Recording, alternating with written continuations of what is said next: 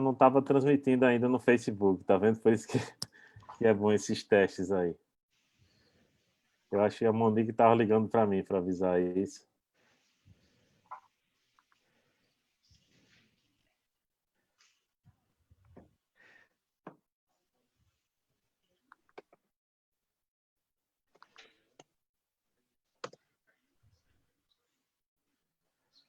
Ok, estamos ao vivo agora nessa transmissão da live do ministro Marcos Pontes, nosso astronauta brasileiro, aqui participando desse momento da missão virtual do Habitat Marte, a missão 45.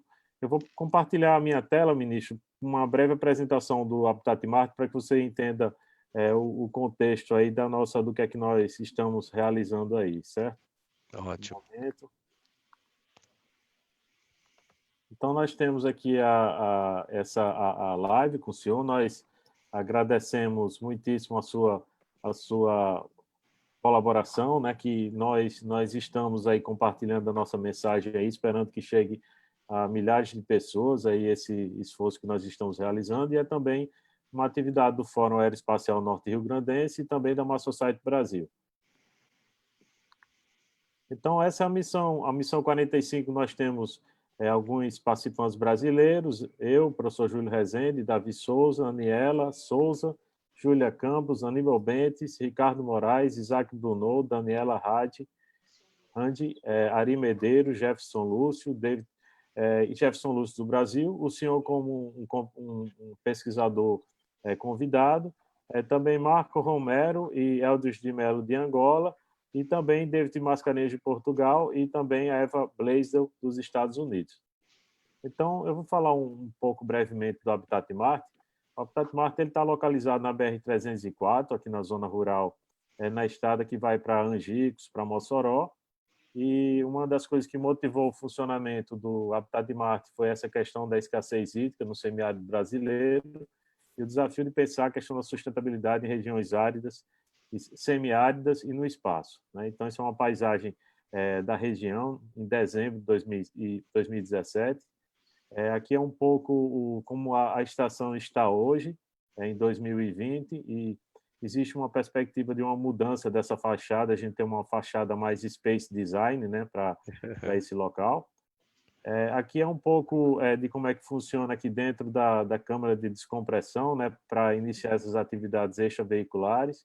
E aqui um pouco da nossa paisagem, né, no semiárido, e um pouco dessa vestimenta que simula como se fosse a vestimenta do astronauta, mas que, na verdade, tem mais o papel de resfriamento, né, da roupa. E então o desafio é a gente fazer uma relação entre a sustentabilidade do semiárido e o espaço, né? Como é que a pesquisa sobre sustentabilidade pode integrar tanto o espaço como também trazer soluções para o semiárido brasileiro, né? E aí nesse sentido a gente observa três principais três principais dimensões para esse habitat autossustentável, que seria o saneamento inteligente, a coleta de água de chuva e gestão, reuso do esgoto e reciclagem dos resíduos. A segunda dimensão importante é a questão da produção da própria comida e a questão do uso da energia solar. Então, nós realizamos as missões, a gente recebe visita de escolas, também universidades, participamos em exposições, palestras, pesquisa e organizamos competições também. E, no caso, aqui é um pouco do histórico de algumas estações análogas que surgiram. Então, a estação aqui no Brasil, que seria a única no hemisfério sul, ela surgiu então em 2017. E então nós realizávamos essas missões presenciais lá no interior do Rio Grande do Norte. E veio então a questão do coronavírus, e isso convidou para que a gente tivesse uma visão de futuro e pensasse em novas rotinas. Então foi quando a gente imaginou a possibilidade de realizar as missões virtuais, né? Então eu principalmente e Davi também, a gente amadureceu essa metodologia e nós começamos a realizar essas missões virtuais. Aqui é uma imagem da penúltima missão, com participantes de vários países. Então, esse momento do coronavírus ele foi uma oportunidade para inovação, né, para a gente pensar essa metodologia e no nosso testemunhos das pessoas que têm participado, e também a gravação dessas apresentações que eles têm feito, né? Então, a missão atual é a missão 45, né, com a sua importante participação, e aqui são um pouco dos resultados das missões que nós temos. Então, esse ano nós já vamos realizando 19 missões, temos esse ano já 108 pessoas participando das missões, uma carga horária de quase 2.000 horas esse ano, e também esse ano quase 100 dias também de missões, dessas missões virtuais. Na estação, aqui são alguns dados importantes.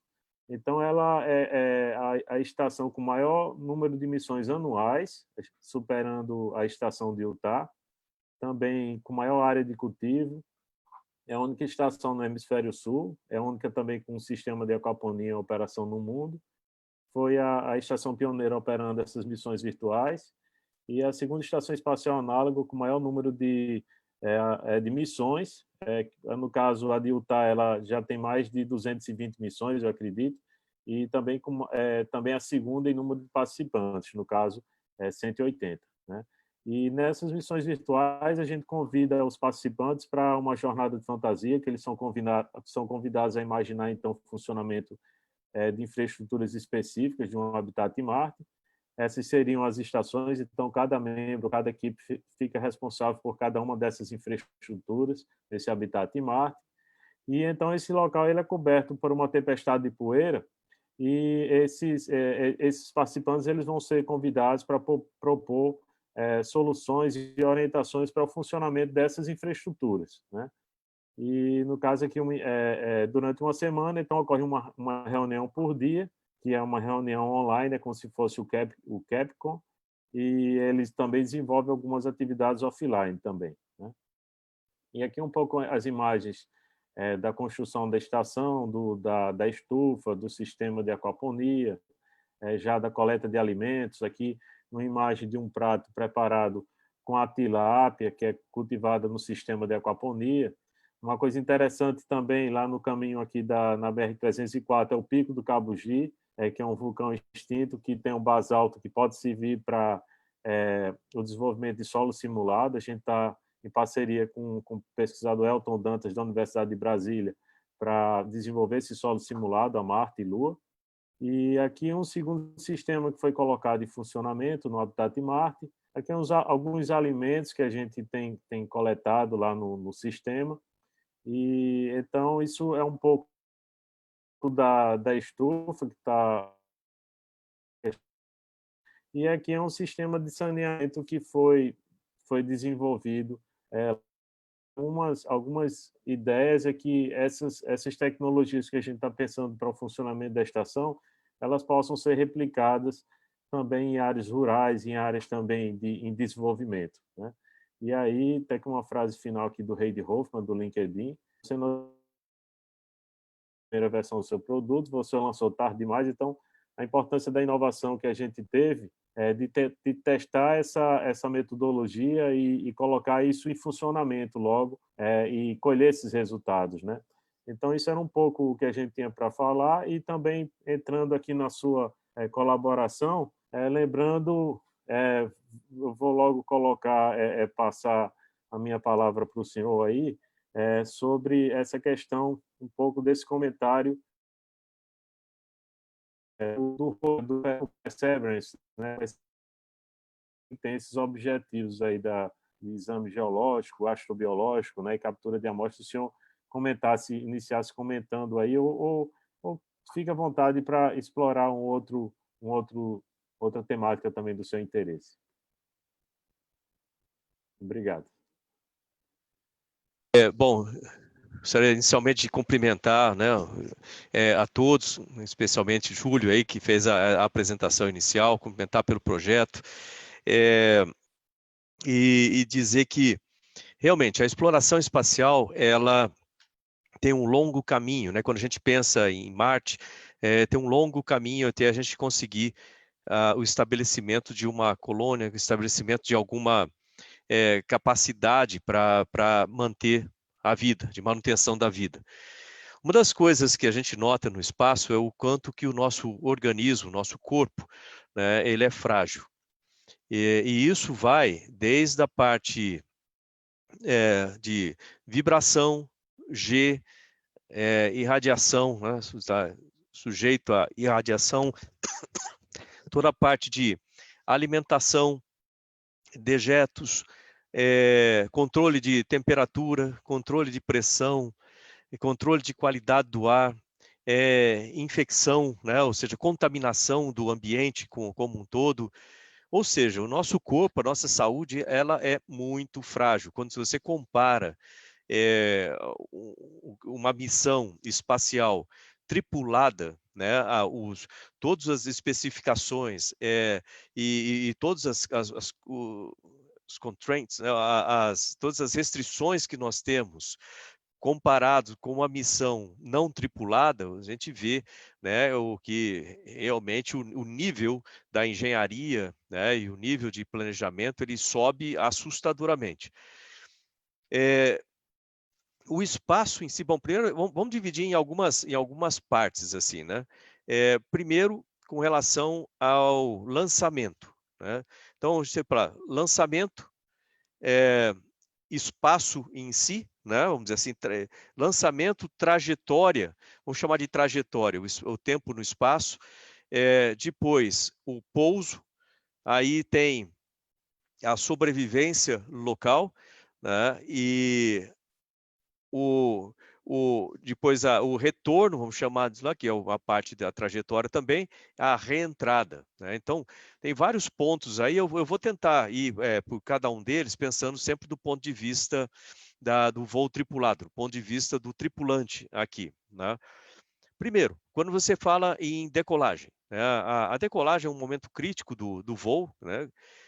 Não só pela dinâmica, mas principalmente por toda a energia envolvida. Quando eu falo energia, o potencial de energia que você tem de queima ali, do combustível, né, e a chance de muitos sistemas não funcionarem, aí você está falando basicamente do veículo lançador, né, como que esses sistemas têm que ser integrados. E aí você tem a parte interna ali. Quando você fala de um lançamento de um satélite, um lançamento de uma espaçonave não tripulada, os limites de vibração, por exemplo, são muito altos. A gente consegue testar no LIT, por exemplo, lá em São José dos Campos, os limites de vibração. A gente está falando de uma variação muito grande de G, né? E aí você pode mudar a frequência daquilo lá, né? De como essa vai ser feita essa vibração. Lembrar que todos esses equipamentos mecânicos, eles têm frequências naturais. E aí, quando você considera vibração, né, e se essa vibração começar a se aproximar de frequências naturais dos elementos que compõem, dos subsistemas que compõem aquele equipamento, você entra em problemas sérios aí rapidamente.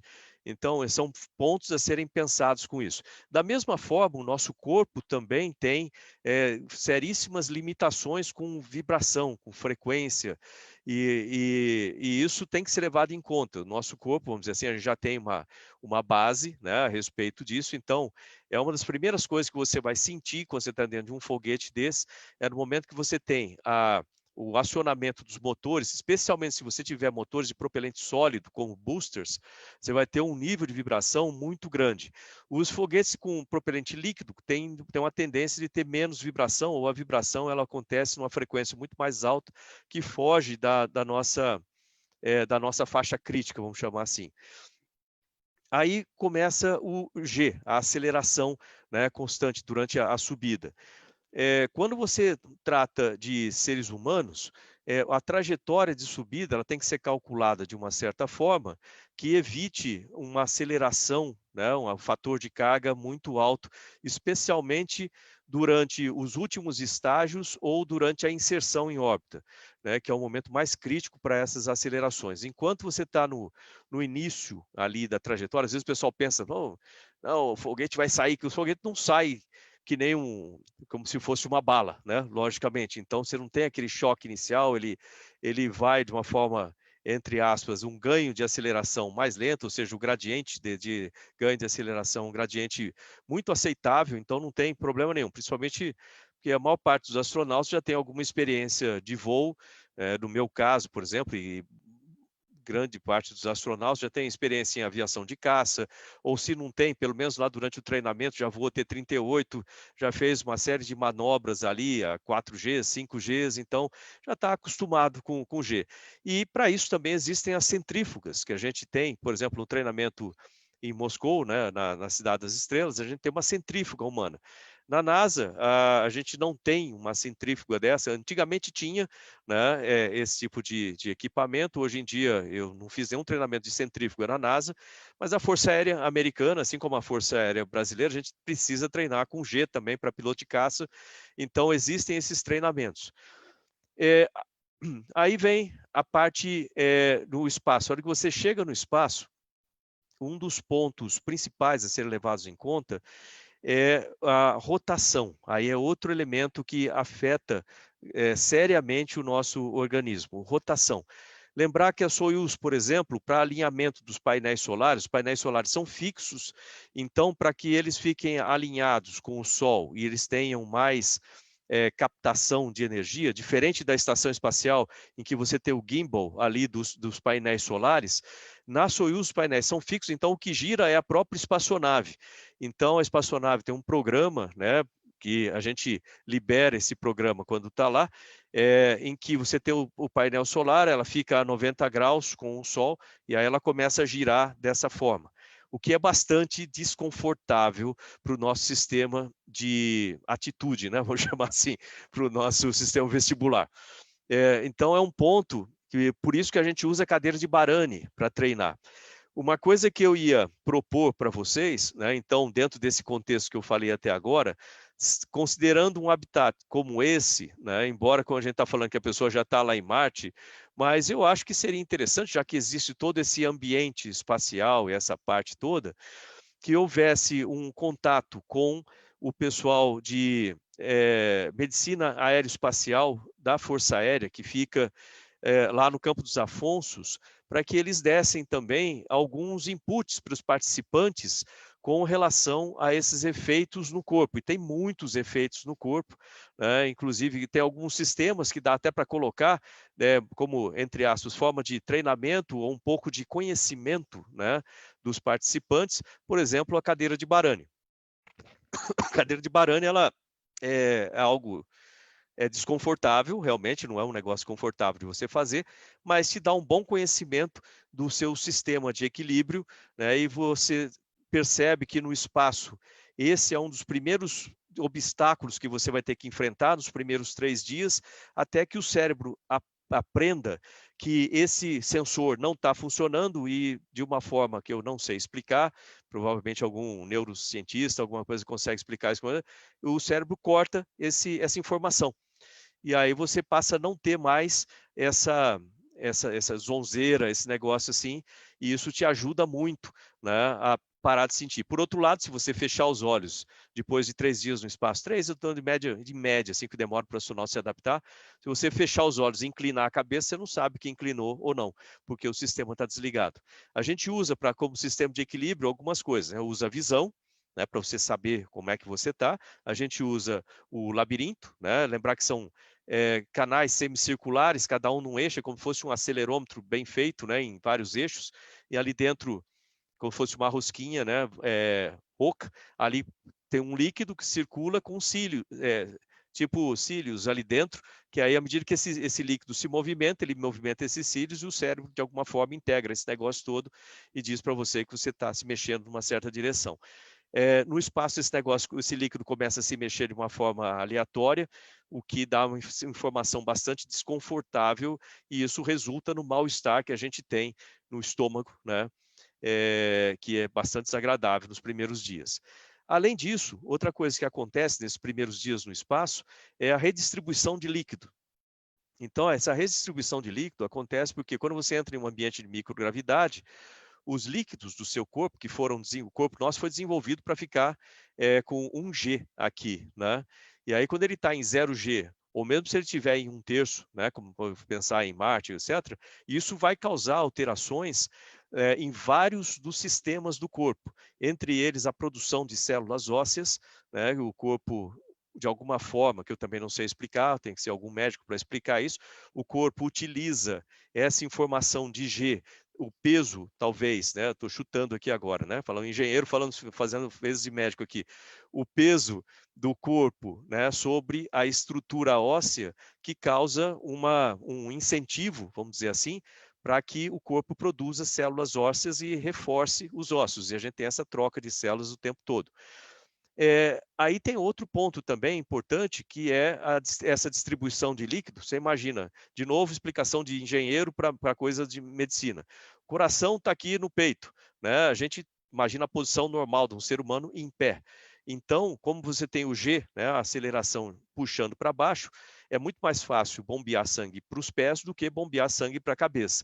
Então, o corpo desenvolveu certos sistemas que ele impede ou ele restringe essa circulação para baixo e ele facilita a circulação para cima. Só que quando você chega no espaço, o corpo não sabe disso e ele continua a restringir a circulação para baixo e facilitar a circulação para cima, o que causa pé gelado e causa muita dor de cabeça, coriza, aumento de pressão dos olhos, né, e uma série de efeitos que também não são bons. Aí vem como que o corpo acaba reagindo com isso, né? O corpo é muito esperto, né? Vamos dizer assim, ele nota que tem alguma coisa errada e demora uns 3 dias para ele se consertar.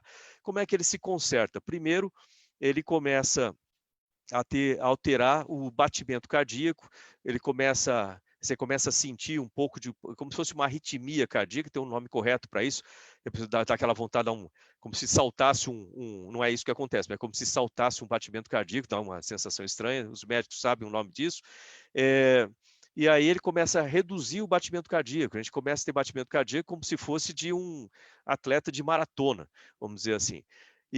Mas isso não resolve a situação ainda. Então ele parte para uma segunda estratégia. A segunda estratégia vem de aumentar a saída de água, ou seja, de desidratar. E com essa desidratação acaba resolvendo o problema, mas você passa o seu tempo no espaço desidratado. O que não é muito bom para o corpo, mas pelo menos você resolve o seu problema de dor de cabeça, coriza, sensação do coração batendo na garganta e coisas assim. Ok, aí durante o seu tempo ali no espaço, lembrar que o corpo ele vai, de certa forma, deteriorando nessas condições que são fora do nosso ambiente natural.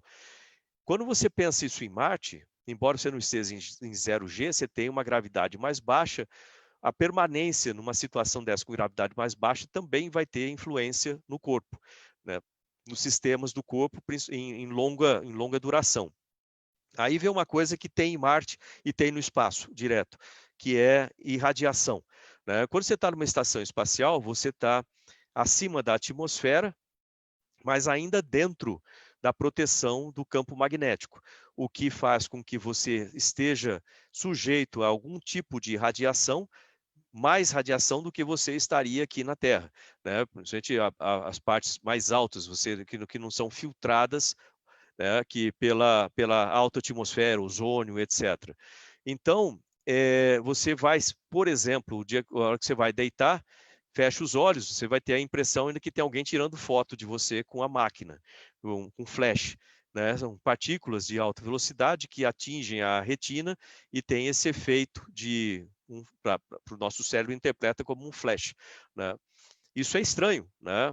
Mas o pior não é ser estranho, o pior é a quantidade de radiação que a gente fica sujeito. Por isso que a gente usa lá um dosímetro, né? De forma que você possa acompanhar e o nível de radiação, embora a gente ainda esteja dentro do campo magnético, o nível de radiação é bastante alto. Agora você pega e multiplica isso aí, né? Tudo que eu falei aí, a gente está em órbita baixa com relação à Terra. Aí tem um outro componente também, que é o componente emocional. O componente emocional também é importante. Você já sente algum efeito enquanto você está isolado, vamos dizer assim, da Terra, com seus companheiros ali, sabendo que tudo que você conheceu e etc. está lá embaixo, né, no planeta, e você está ali separado. E existe sempre o risco de não voltar. Né? A gente procura isolar sempre isso na mente da gente, mas todo ser humano, a gente tem essa tendência de projetar o futuro, né? E por mais que a gente tente evitar pensamentos ruins, de vez em quando a gente passa um pensamento desse tipo. E se, né, eu tiver uma falha do painel térmico durante a reentrada, né? E se o sistema de paraquedas não funcionar, né? E se o sistema de controle da espaçonave ele não operar direito e ela entrar num ângulo errado e aumentar o fator de carga para um valor estupidamente alto, né? E uma série de coisas. E essas coisas sempre causam estresse. E o estresse, né, envolvido ainda, você pode somar esse estresse, o fato de você ter que, embora você tenha todo o treinamento, aquela coisa toda, você tem que ter uma performance 100% no espaço. Tem muita pouca margem de erro. Isso da mesma forma em um habitat, em algum lugar, em algum outro planeta. Então você tem pouca margem de erro. Qualquer erro pode significar a sua morte, a morte dos seus amigos, a destruição da espaçonave. Você soma tudo isso, e você sabendo que o ambiente do lado de fora é extremamente hostil para a vida, né? Imagina assim, só uma coisa hipotética, né? Que de repente abrisse a porta a uma das escotilhas da espaçonave, um resto daquele, você vai ter muito pouco tempo para sobreviver, né? Em condições como essa, sem o traje. E aí que vem o equipamento, o uso de equipamentos. Então, vamos dar essa paradinha aqui, vamos voar agora, sair da órbita da Terra e seguir nessa trajetória lá para Marte. A gente sabe que, primeiro, você vai ter uma janela correta para sair da Terra e chegar em Marte. E essa janela vai se dar pelo posicionamento dos planetas. Você não pode decolar, por exemplo, com um planeta de um lado do sistema solar e o outro do outro. Lado oposto, não vai dar muito certo essa trajetória. Então, tem um cálculo dos astrofísicos aí correto, de forma que você consiga decolar da Terra e chegar em Marte, né, com o tempo mínimo. Lembrando que ao longo dessa trajetória, você vai estar fora do campo magnético da Terra. A espaçonave, por enquanto, nós não temos sistemas de proteção contra irradiação que são efetivos e com o peso adequado para se colocar no sistema. Você tem toda, que eu não falei, não vou falar depois, mas toda a parte de pressurização, oxigênio, alimentação e etc. no meio do caminho. Além disso, você vai perder densidade óssea, você vai ter outros efeitos, como eu falei, de redistribuição de líquidos, etc., que vão se ampliando à medida que você vai ficando 8 meses, por exemplo, até você chegar lá. Aí vem o outro problema que você vai enfrentar, que é, eu estou me aproximando de Marte e eu tenho que fazer a redução. Você fala assim, eu vou minimizar o tempo de sair da Terra e chegar a Marte. Ok, então, se eu tivesse uma propulsão hipoteticamente capaz de tudo, eu decolo daqui, dou motor 100% pós-combustão, como falaria em avião de caça, né? Só que vai chegar num certo momento que eu tenho que começar a reduzir essa velocidade, senão eu vou fazer uma hipérbole, eu vou passar próximo de Marte e não vou conseguir parar lá de jeito nenhum. Então, você tem um momento certo para você começar a reduzir essa velocidade, de forma que eu consiga ser capturado, né, para a órbita de Marte, né, pela gravidade de Marte. Então, tudo isso tem que ser muito bem calculado, né, o momento exato disso, não se pode errar isso aí de jeito nenhum, senão um erro disso. Aí sim começam os problemas quando a gente fala de Marte. Quando você erra nas proximidades da Terra, você sempre tem o escape de entrar numa espaçonave e, pum, abandonar a estação e voltar para a Terra. A Terra está relativamente próxima, está cerca de, né, são 3 horas o tempo que demora para desconectar da estação e pousar, né? E sendo que a parte de reentrada dura 26 minutos só, então a gente está bem próximo. Quando você está em Marte, a situação está muito diferente. Você está muito longe. Um erro significa não ter maneiras de corrigir esse erro a tempo. Você não tem o acompanhamento on time, vamos chamar assim, do centro de controle de missão, que acompanha a gente o tempo todo, mas lá você tem tempo de transmissão, que é muito maior, questão de muitos minutos. Você vai ter tempo de resposta também de muitos minutos. Então, as coisas começam a multiplicar os problemas.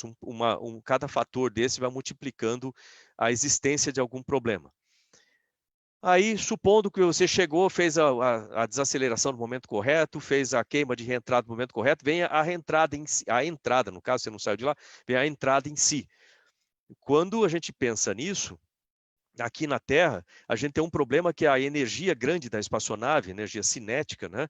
A dinâmica dela é muito grande e isso aí vai ser resumido em um aquecimento muito grande com o contato da atmosfera, né, que tem uma certa densidade e vai causar uma pressão aerodinâmica considerável, né, à medida que você vai reentrando, isso vai aquecer e assim por diante.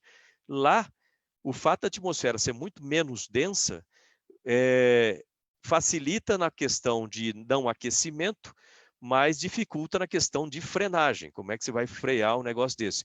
E aí você fala, bom, eu vou acionar foguetes, eu vou começar desde cima lá freando. Só que você não tem combustível para fazer isso o tempo todo. Se você tivesse, era outra história. Mas a existência de um sistema de propulsão que possa te frear da maneira adequada por longo período de tempo ainda não é uma realidade. Então, se você olhar todas as espaçonaves que foram para lá, os rovers, você vai ver todo tipo estranho de pouso, né, de técnica de pouso, que você fala, puxa vida, esse negócio parece que não vai dar certo não, né? Sei lá, abre paraquedas, infla airbag, bate no chão, aqueles negócios esquisitos, ou senão tem um monte de sequência, abre paraquedas, depois só joga o painel térmico, aciona foguete num certo momento. Então, são sistemas complicados para pouso em Marte. Aí vem a navegação, né? Primeiro que não é muito fácil não é nada fácil você sair de um torno de um planeta e chegar no outro planeta sem errar no tamanho do universo que nós temos. Então, a probabilidade de erro é grande e você não tem muito combustível para ficar corrigindo, né, essas trajetórias. Aí, quando você chega lá, a entrada tem que ser feita no lugar exato, senão uma coisa desagradável ia ser você preparar toda a estrutura, vamos supor, com foguetes que vão para lá, não tripulados primeiro, deixando a infraestrutura de solo, e aí você ser deixado como tripulação a 10 mil quilômetros daquele lugar. Ou seja, você perdeu toda aquela estrutura, como é que você vai andar, vai perseguir 10 mil quilômetros? Então, você não pode errar o lugar de pouso de jeito nenhum, você tem que pousar no lugar certo, ou pelo menos nas proximidades, você não pode errar muito esse alvo. Uma vez que você pouse, vamos supor, deu tudo certo, você está na posição correta, pousou, aí começam a outra série de problemas. Veja bem, estou falando um monte de problemas que são também oportunidades para desenvolvimento de soluções, né? Aí você vai ter que se deslocar da espaçonave, né, até o local de pouso. Eu suponho que quanto mais preciso você tiver um sistema de controle, como aquele da SpaceX de pousar numa balsa, numa barcaça ali, por exemplo, né, mais perto, menos problemas você vai ter disso. Aí você vai ter que ter equipamentos para te acompanhar, você vai ter que transportar esses equipamentos, e aí vem outro ponto. A superfície de Marte, vocês sabem bem, você não tem um campo magnético como a gente tem aqui para proteger de radiação. Então, você vai estar sujeito ao vento solar, você vai estar sujeito a todo tipo de coisa que não faz bem para o ser humano de maneira nenhuma, além de uma atmosfera composta grande parte aí de gás carbônico, que também não é bom, né, e outros componentes que também não são interessantes. E aí, onde vai depender muito do seu traje. Aí, esse traje que você tem, ele vai ter que ser extremamente bem projetado. Por quê? Primeiro, ele tem que te dar a garantia de que você vai ter o conforto necessário para a nossa fragilidade humana no nosso corpo, em termos de pressão, temperatura e tudo mais, né? E ele vai ter que compensar as variações de temperatura de Marte. Outra que ele vai ter que ser mecanicamente robusto o suficiente para aguentar um terreno que é hostil, é um terreno com muita pedra, um terreno que tem muita facilidade de rasgar o traje ou danificar o traje. Se você cair, bater o seu capacete numa pedra, por exemplo, né, e outras coisas. A gente já tem esse problema quando você vai fazer manutenção extraveicular, por exemplo, com o capacete do traje extraveicular, você tem que tomar um cuidado muito grande para não bater o capacete nas estruturas, né, para danificar e causar algum tipo de coisa. Mas você está perto da estação, você consegue entrar, e você está perto da Terra, você consegue voltar. Lá, a situação não é bem essa. Aí vem outro ponto que passa na cabeça. Spare. Spare é, tipo assim, peças de reposição. Quando você fala, né, dentro de uma estação espacial, peças de reposição já são um problema. Quando eu vou fazer manutenção, essa é a minha função a bordo, vou fazer manutenção de um sistema, de antemão eu já estudo na Terra quais são as peças que eu vou precisar para fazer aquela manutenção do sistema e como que vai ser feita a manutenção com detalhes. E mesmo, então, vou levar as peças corretas para lá, que também a gente não pode levar um monte de sobressalente, não tem uma loja da esquina, né, um Pep Boys lá do lado, para você falar, ó, gente, tá faltando aqui um tubo de escapamento aqui, vocês têm ou vocês têm essa arruela de tal coisa, não tem jeito. Então, você já tem que levar para lá.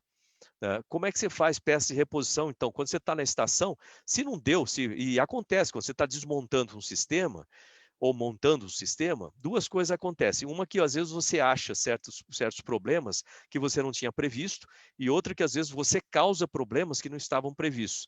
Na montagem, na desmontagem de algum equipamento, às vezes você quebra algum sistema ou danifica algum sistema, aí vai precisar de uma peça nova. Imagine isso em Marte, né? Na estação a gente espera a próxima missão para levar para lá. Em Marte as coisas não são bem assim. Então essa questão de peças e reposição são extremamente complexas, né? Para isso também existe uma coisa mais fácil que dá para você conseguir algumas dessas peças em 20 minutos, que é você imprimir as peças ou ferramentas no local, né? Então você transmite o arquivo e imprime lá. Vem a questão do material para impressão, né? Você vai ter que levar algum material para impressão, mas pelo menos já te dá uma flexibilidade maior.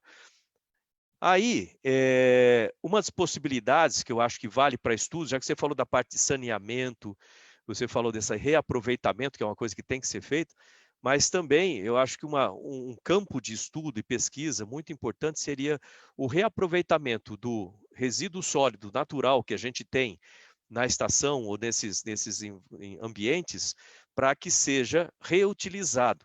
Imagina que você tem lá, por exemplo, a comida embalada em saquinho plástico. O que você vai fazer com aquele saco plástico depois, na estação espacial? Nada. Você vai colocar na espaçonave que volta e vai ser queimado durante a reentrada. Você não vai ter utilização daquilo, em grande parte deles. Agora, se você tiver um sistema que você possa reutilizar esse material plástico, né? Exemplo, né? Pode ser qualquer outro material, mas material plástico, para servir de base para que seja utilizado ou reutilizado por uma impressora 3D, aí a gente está falando uma linguagem muito importante aqui.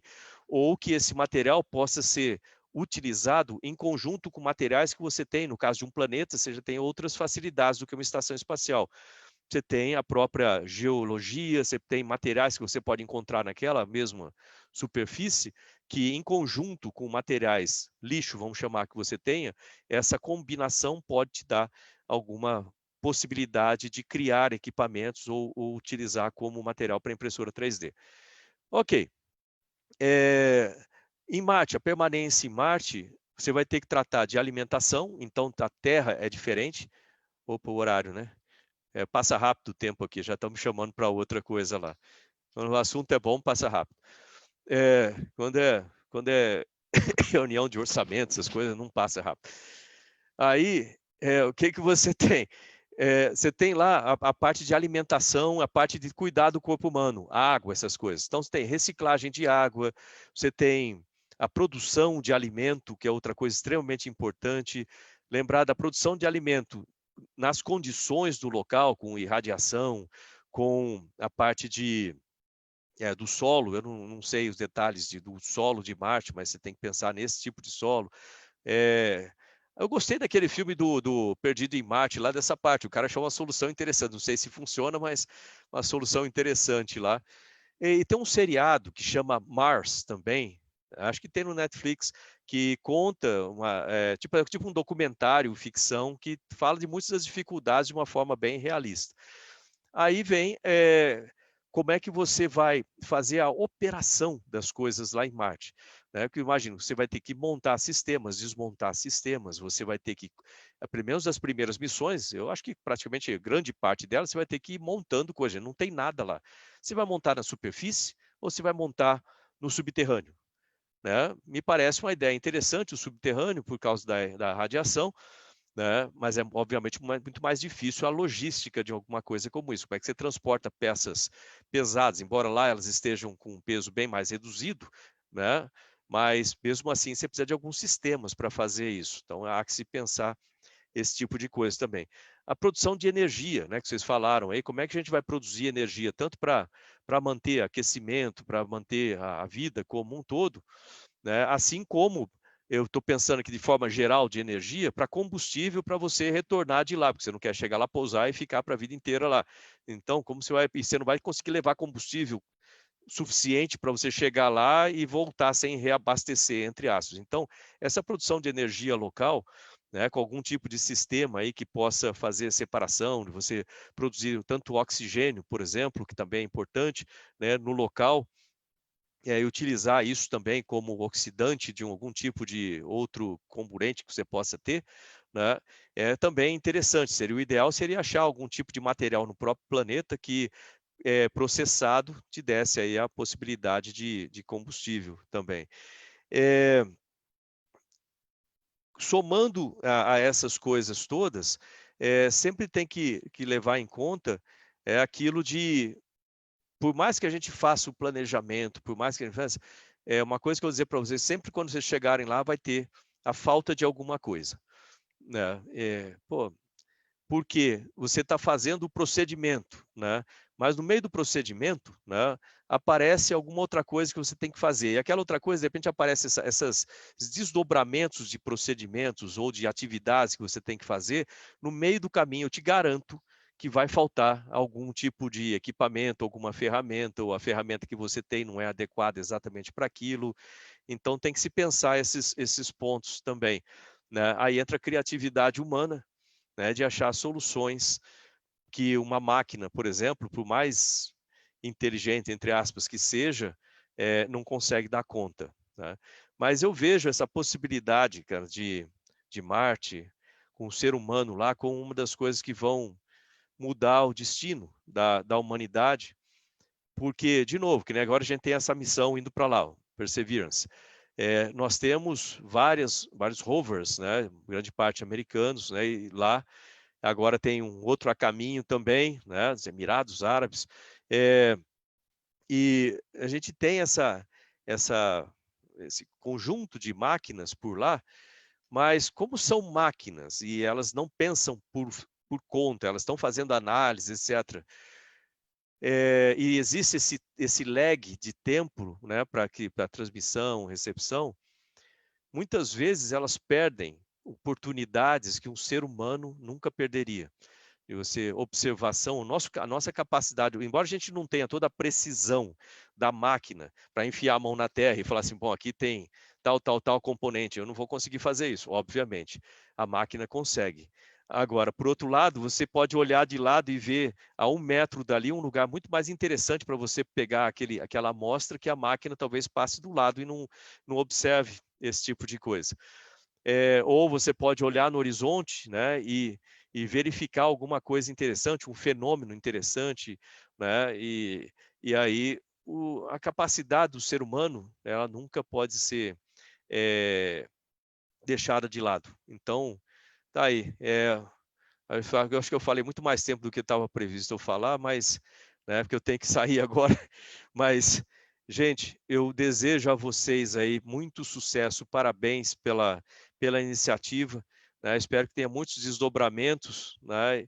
Eu peço desculpas aí por falar bastante, não tenho nem deixado tempo aqui para vocês falarem, mas tinha uma série de coisas que eu achei que era interessante para passar, né, para vocês, e o pessoal está aqui me puxando para ir para lá para essa outra reunião, mas é isso aí, gente. Muito obrigado. Se o senhor deixar, eu queria fazer o último questionamento. Eu, como estudante de engenharia, qual a dica que o senhor dá para os brasileiros e estudantes aí, que eu, pelo menos, comecei essa área de pesquisa sobre Marte há menos de um ano, há um pouco mais de um ano, na verdade. Qual a dica que o senhor dá para quem quer ser astronauta, quem quer se tornar um astronauta, para os brasileiros aí que estão assistindo a gente? Excelente. Primeiro que eu adorei a ideia, né? Tem que ver o seguinte, hoje em dia, né, na minha época, quando eu fui para lá, eu fui em 98 lá na NASA, fiquei até 2018, fiquei 20 anos ali, e durante esse período todo, o que você nota é que a entrada de astronautas, ela sempre se dá por meios do setor, ou sempre se dava por meios do setor público, né?